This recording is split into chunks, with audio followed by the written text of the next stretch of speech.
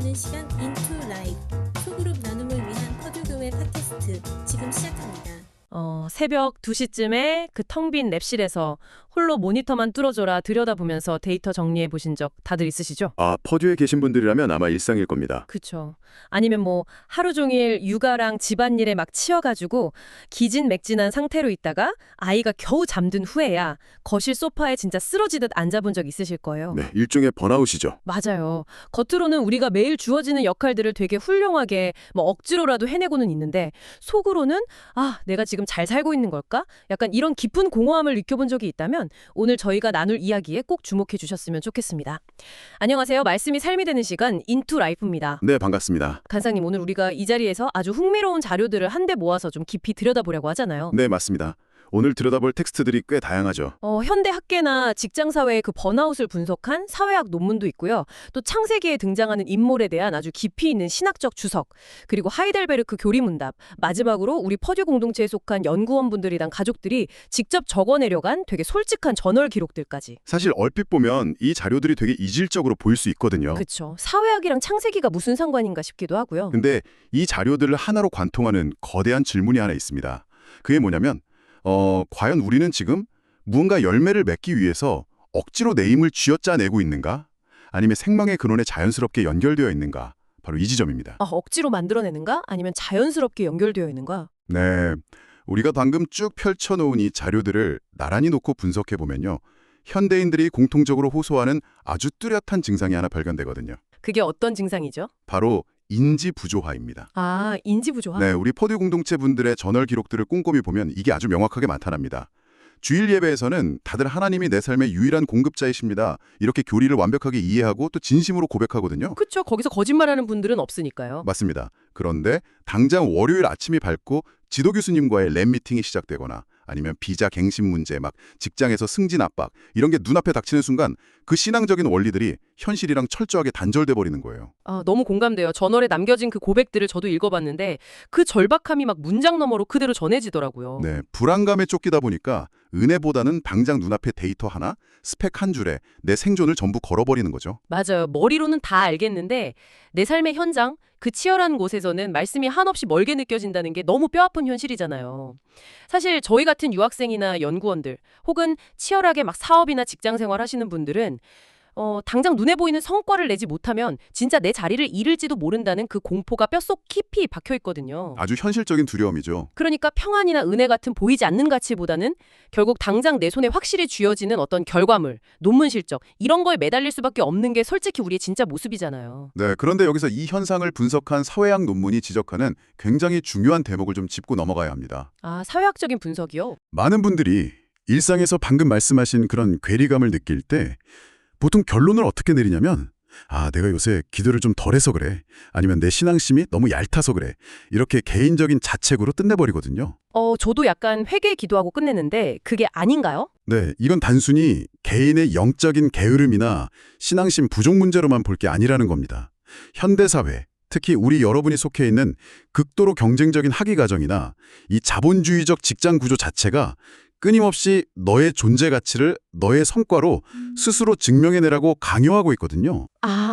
구조적인 압박이 깔려 있다. 네, 사회학자들은 이런 현상을 액체 근대성이라는 개념으로 자주 설명하는데요.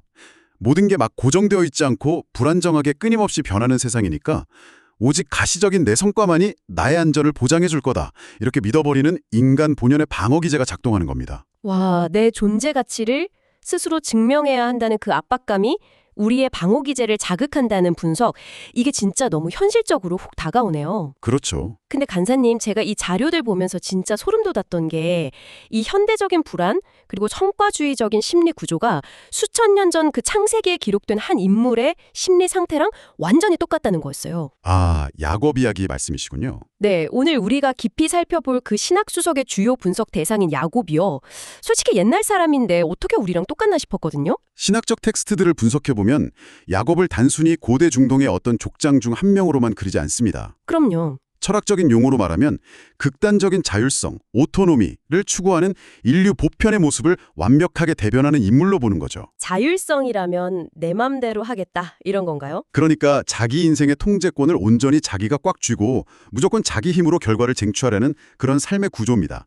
주석을 살펴보면 이 야곱의 생애 전반을 지배하는 통제와 의존의 역할을 네 가지 상징적인 물건으로 아주 세밀하게 짚어내고 있거든요. 네 가지 상징이요? 네, 첫 번째는 그가 태어날 게 꼭 쥐로 나왔던 형의 발목이고요. 두 번째는 하란으로 도망쳤을 때 그 우물가에서 자기가 굴려버린 아주 무거운 돌입니다. 그 첫 번째랑 두 번째 상징만 들어도 야곱 특유의 그 물리적인 악착 같음이 막 느껴지네요. 그렇죠. 아주 끈질기죠. 형보다 먼저 어떻게든 세상에 나가서 장자의 권리를 쟁취하고 싶었던 결핍. 그래서 발목을 쥐는 행위가 나왔고, 그리고 자기가 원하는 나해를 얻기 위해서 진짜 그 무거운 돌을 초인적인 힘으로 밀어버리잖아요. 네, 엄청난 괴력을 발휘하죠. 이 두 가지 모두 결국 내 손의 힘으로 내가 원하는 걸 기어코 얻어내고야 말겠다는 본능적인 모습이네요. 그러면 이 자기 통제의 방식이 시간이 지나면서 좀 바뀌나요? 아주 예리한 질문이신데요. 이게 진화를 합니다. 단순히 힘으로만 밀어붙이던 야곱의 방식이 삼촌 라반의 집에서 14년 넘게 머물면서 훨씬 더 교묘하고 지적인 방식으로 발전합니다. 아, 짬이 차면서 방법이 업그레이드 되는군요. 네, 여기서 세 번째 상징이 등장하는데 바로 껍질을 벗긴 나뭇가지입니다. 아, 그 얼룩덜룩한 나뭇가지. 자신의 재산, 자기 몫의 양떼를 늘리기 위해서 양들이 물 마시는 곳에다가 그 나뭇가지를 세워두고 일종의 유전학적인 꼼수를 부리는 장면이 나오죠. 간사님, 바로 그 나뭇가지 사건에서 우리가 짚고 넘어가야 할 되게 역설적인 장면이 있잖아요. 네, 어떤 부분이죠? 텍스트를 자세히 들여다보면 야곱이 라반한테 협상안을 제시할 때 이렇게 말하거든요. 삼촌, 돌연변이처럼 태어나는 얼룩무늬 양만 제 몫으로 하고 건강하고 하얀 양은 전부 삼촌이 가지십시오. 이렇게요. 네, 조건만 보면 야곱한테 압도적으로 불리하죠. 맞아요. 겉으로만 들으면 이 말은 진짜 나한테 너무 불리한 조건이지만 하나님이 다 알아서 제게 복을 주시고 채워주실 줄 믿습니다. 약간 이런 엄청난 신앙적인 선포처럼 들리거든요. 네, 대단한 믿음의 고백 같죠. 근데 현실은 그게 아니잖아요. 그렇게 거룩하게 말해놓고 뒤돌아서서는 밤낮으로 그 나뭇가지를 막 깎아가지고 양들 눈앞에서 미친 듯이 흔들어대고 있단 말이죠. 신앙 고백이란 현실의 행동이 철저하게 분리된 거 아닌가요? 정확한 통찰입니다. 방금 말씀하신 그 지점이 핵심이에요. 주일에는 완벽한 교리를 말하고 믿음을 고백하면서 막상 평일에는 불안에 떨면서 자기만의 스펙이나 인맥이라는 나뭇가지를 열심히 흔들어대는 우리의 삶이 이 야곱의 텍스트 안에 거울처럼 똑같이 비치고 있는 겁니다. 진짜 뼈 때리는 말씀이네요. 근데 여기서 현실적인 고민이 딱 생겨요. 우리는 매일 연구실에서든 직장에서든 진짜 땀 흘리면서 최선을 다해 살아가잖아요. 그 치열한 노력 자체를 나쁘다고 부정할 수는 없는 거 아닌가요? 당연히 노력 자체는 귀한 거죠. 그러니까요. 그렇다면 내가 지금 내 자리에서 성실하게 밤새워 일하는 이 최선이 정말 생명에 연결된 건강한 열매를 맺기 위한 과정인지 아니면 야곱처럼 그냥 너무 불안해서 내 생존을 위해 그 가짜 나뭇가지를 흔들어대고 있는 건지 이걸 우리가 도대체 어떻게 구분할 수 있을까요? 그 내면의 동기를 분별하는 기준이 반드시 필요하죠. 그 분기점을 찾기 위해서 우리는 이 신학 주석이 제시하는 야곱 인생의 가장 극적인 갈등의 장소로 가야 합니다. 바로 야복강 나루터입니다. 아, 야복강. 네, 여기서 드디어 네 번째 상징이 등장하는데요. 바로 환도뼈가 부러지는 사건입니다. 400명의 군사를 거느린 형 에서가 자기를 죽이러 다가온다는 소식에 야곱이 극도의 공포에 질려서 밤새 홀로 남아 어떤 사람과 씨름을 하게 됩니다. 그 씨름하는 대상이 하나님이었죠. 맞습니다. 그가 하나님임을 깨달은 야곱이 어떻게 합니까? 내게 축복하지 아니하시면 절대 가게 하지 않겠습니다. 이러면서 진짜 필사적으로 매달리거든요. 근데 얼핏 보면요. 엄청난 고난 앞에서 하나님을 간절히 찾는 되게 성숙한 신앙인의 철야기도? 약간 그런 거로 보이는데요. 겉모습은 딱 그렇습니다. 아주 간절한 기도죠. 하지만 그 내면의 심리적 역학을 뜯어보면 전혀 다른 진실이 펼쳐집니다. 야곱은 지금도 여전히 자기가 원하는 목적, 그러니까 형으로부터 내 목숨을 건지고 내 재산을 보존하겠다는 그 목적을 달성하기 위해서 하나님이라는 존재를 일종의 도구로 사용하고 있는 겁니다. 아, 도구로 쓴다. 손에 쥐었던 무기가 처음엔 발목이었다가 돌로 바뀌었다가 나뭇가지로 진화했는데 이제는 그 도구가 하나님이라는 가장 강력한 절대자로 업그레이드 되었을 뿐이다. 이 말씀이시네요. 정확합니다.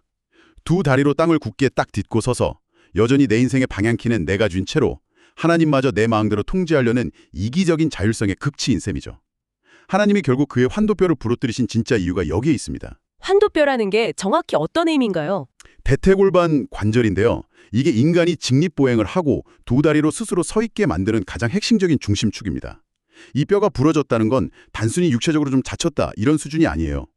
내 힘으로 내 인생을 완벽하게 통제하고 버틸 수 있다고 굳게 믿었던 그 자율적인 자아, 그 자체가 완전히 붕괴되는 사건을 의미합니다. 매달리지 않으면 그냥 땅에 꼬꾸라질 수밖에 없는 철저한 의존적인 존재로 바뀌어버린 거네요. 네, 통제권이 내 손에서 완전히 넘어간 실존적 붕괴의 순간인 거죠. 그야말로 완전히 박살이 난 거군요. 맞습니다. 그런데 이 구약의 실존적 붕괴 사건을 신약 성경인 마태복음 7장의 비유를 다룬 그 신학 에세이랑 나란히 연결해 보면요. 그 의미가 훨씬 더 깊고 입체적으로 드러납니다. 마태복음 7장이면 그 나무와 열매 비유 말씀하시는 거죠? 네, 예수님이 좋은 나무가 아름다운 열매를 맺고 못된 나무가 나쁜 열매를 맺는다 이렇게 말씀하셨잖아요. 여기서 못된 나무로 번역된 헬라어 원어가 바로 사프로스라는 단어입니다. 사프로스요? 이게 단어의 어원을 파헤쳐 보면 우리가 평소에 대충 생각하는 그 나쁘다는 개념이랑은 꽤 다르다고 자료에 나와 있던데요. 네, 보통 우리가 못된 나무, 못된 사람 이러면 뭔가 윤리적으로 좀 나쁜 행동을 하고 사기치고 이런 걸 떠올리잖아요. 그쵸, 나쁜 짓 하는 사람들이요. 하지만 텍스트가 정밀하게 분석하는 이 사프로스의 진짜 의미는 내부가 이미 부패한, 조금 더 정확히 표현하자면 생명의 원천으로부터 완전히 단절되어서 속부터 썩어 들어가는 상태를 뜻합니다. 아, 생명력으로부터 단절된 상태. 네, 이게 타락한 인간 본성에 대한 성경의 핵심적인 진단이거든요. 도덕적으로 결함이 있다거나 노력이 부족하다 이런 걸 지적하는 게 아니라 아예 생명력 자체가 공급되지 않는 나무 기둥에서 끊어진 상태를 말하는 겁니다. 끊어졌다? 그러니까 나뭇가지가 나무 기둥에서 완전히 딱 부러져서 그냥 땅바닥에 나뒹굴고 있는 상태. 이렇게 상상해보면 이해가 확 되네요. 아주 적절한 비유입니다. 생각해보면 그 땅에 떨어진 부러진 가지가 스스로 막 결심을 하는 거예요. 아, 나는 이번 주에 무조건 사과를 맺을 거야. 이러면서 혼자 다짐하고 아무리 요새 유행하는 자기계발서 보면서 미라클 모닝 루틴 돌리고 땀 흘려 노력한다고 한들 열매가 맺힐 리가 없잖아요. 생명 공급이 이미 차단되었으니까 불가능하죠. 그러니까 너무 불안하니까 그 부러진 죽은 가지에다가 시장에서 사온 예쁜 사과를 가져다가 테이프로 칭칭 감아서 억지로 붙여놓는 거잖아요. 근데 그렇게 한다고 해서 그 가지가 진짜 생명력 있는 좋은 나무가 되는 건 절대 아니니까요. 네, 바로 그 테이프를 감는 눈물겨운 행위가 우리가 일상에서 불안에 떨면서 나뭇가지를 막 흔들고 어떻게든 성과를 쥐어짜내서 나를 증명하려는 바로 우리 현대인들의 씁쓸한 초상입니다. 와, 뼈가 막 부서지는 느낌이네요. 겉보기에는 무언가 이력서에 주렁주렁 매달려 있는 것 같고 화려해 보이지만 진짜 생명의 원천인 하나님과의 연결이 끊어진 상태라면 결국 그건 생명 없는 사프로스, 즉 썩은 나무에 불과하다는 게 이 모든 자료들이 일관되게 외치는 진실입니다. 그러면 아까 제가 던졌던 질문, 내 이 치열한 노력과 열심이 그저 헛된 나뭇가지 흔들기인지 어떻게 구분하는가에 대한 답이 여기서 딱 나오네요? 네, 어떻게 구분할 수 있을까요?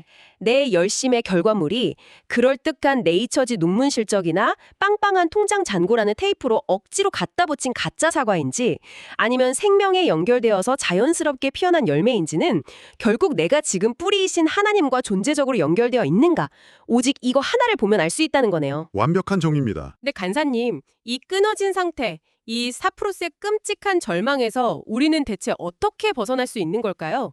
여기서 우리 오늘 자료의 세 번째 축인 하이델베르크 교리문답이 아주 명쾌한 해답을 던져주잖아요. 네, 16세기 종교개혁자들의 그 놀라운 영적 통찰이 담긴 하이델베르크 교리문답 64문이 이 문제에 대해서 아주 구숙사적인 대안을 제시합니다.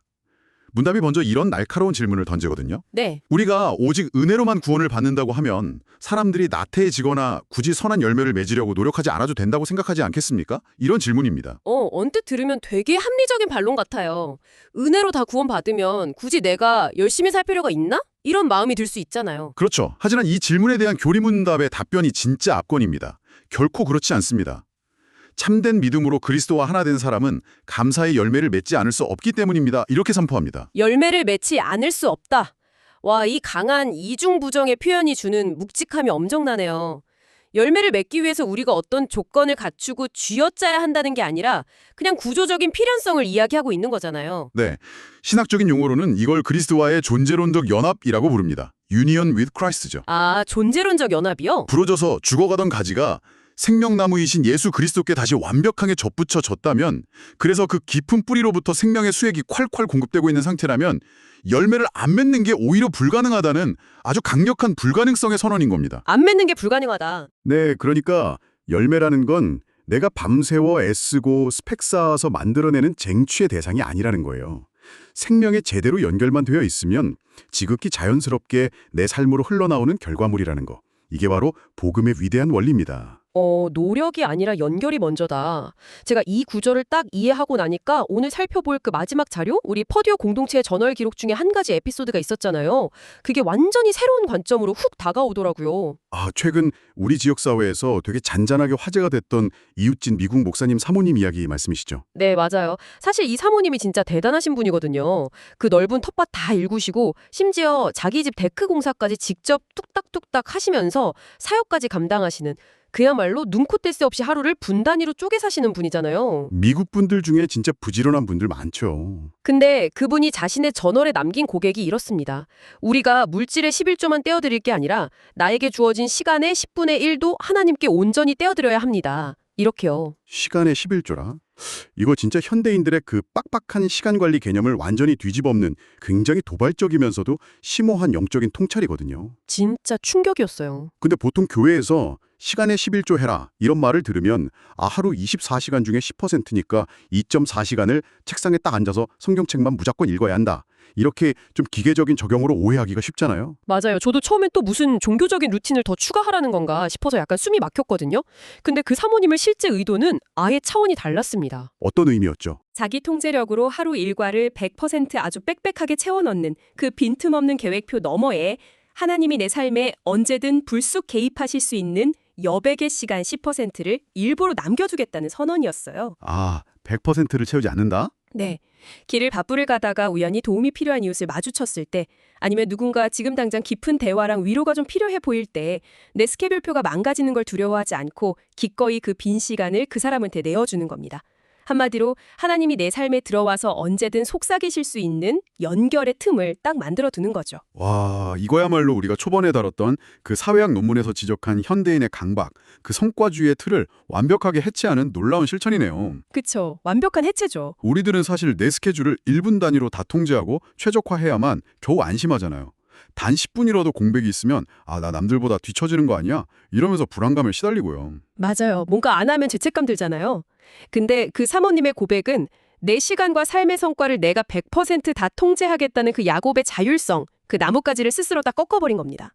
그 10%의 여백이 세상의 효율성 관점에서는 쓸데없는 낭비처럼 보일지 몰라도 영적인 관점에서는 생명의 수액이 내 삶으로 흘러들어오게 하는 가장 강력한 파이프라인이 되는 거죠. 진짜 그러네요. 제가 랩실에서 하루 14시간을 한 자리에서 엉덩이 딱 붙이고 연구하는 것만이 유일한 최선이라고 굳게 믿었던 적이 있거든요. 그렇게 해야만 논문이라는 테이프를 내 가지에 더 많이 붙여서 내 자리를 방어할 수 있으니까요. 다들 그렇게 치열하게 살아가시죠. 근데 돌이켜보면 그렇게 100%꽉 채워진 진짜 숨막히는 긴장감 속에서는 하나님이 들어오실 틈 자체가 없었던 거예요. 치열하게 사는 것 자체가 나쁜 게 아니라 그 치열함 속에서도 하나님이 개입하실 수 있는 여백을 의도적으로 마련하는 것.